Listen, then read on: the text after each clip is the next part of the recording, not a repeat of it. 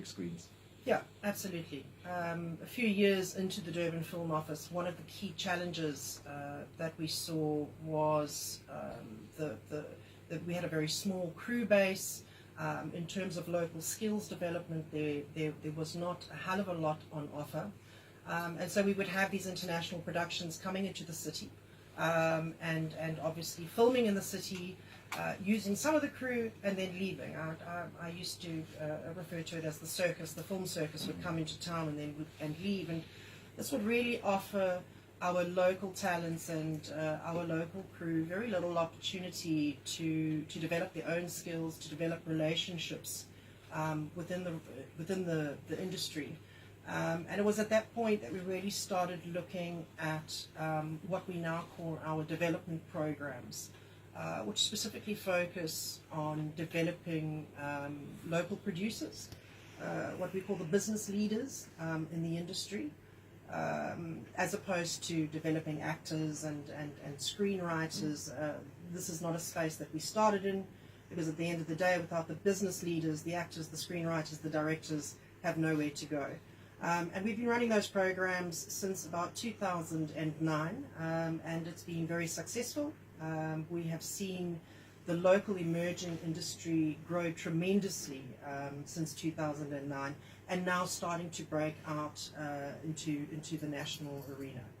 You know, and I was looking at your website, apart from the good development work that you're doing and the services that you offer, you know, the Durban Film Office has really good guidelines in terms of regulations and legislation. One that caught my attention was animals on set. And it's something that you take for granted, right? When you watch a movie, you may just see a dog or a horse. But, you know, there's specific things that need to be put into place to have animals on set.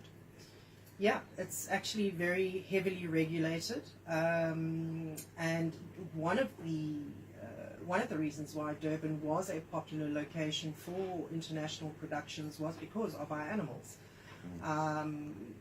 We have Jim Stockley on the outskirts of Durban, who has a farm that actually trains animals for film. But it is very heavily regulated. Yeah. What type of animals? Is it, you know, cats and dogs and horses, or is it lions and, you know, some of the big wildlife things? All animals, from an elephant to a chicken. Wow. The treatment of animals on set is very heavily regulated.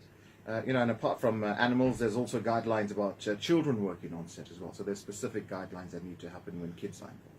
Absolutely. We work with the Department of Labour when it comes to using child actors on set. And there are also a very heavy set of regulations around that.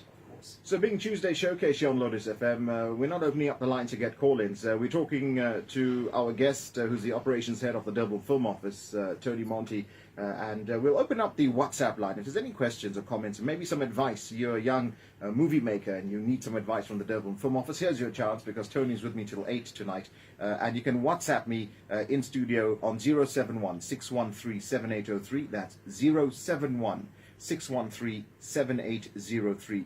Apart from those who are actually involved in the movie, right? So let's say there's a production here which is facilitated by the Durban Film Office, and you've got the actors and the crew and the caterers, but there's this value chain across, because the bed and breakfast and the hotels then benefit, and the restaurants and the supermarkets. So have you been able to quantify the value that the Durban Film Office has helped bring in economic terms to the city? Not lately.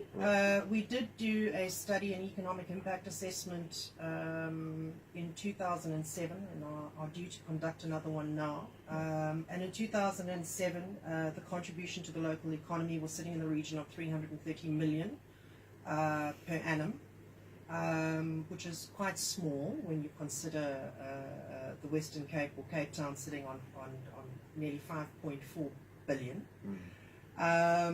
So we are gearing to conduct our next economic impact assessment to see what the growth has been since 2007. Right. But you know, you're right.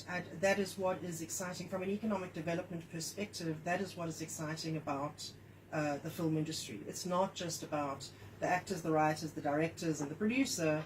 The entire value chain offers so many opportunities for local development, even down to carpentry and hairdressing and makeup and Security. Security, Right. catering, vehicle hire. There are just so many opportunities to tap into in that value chain.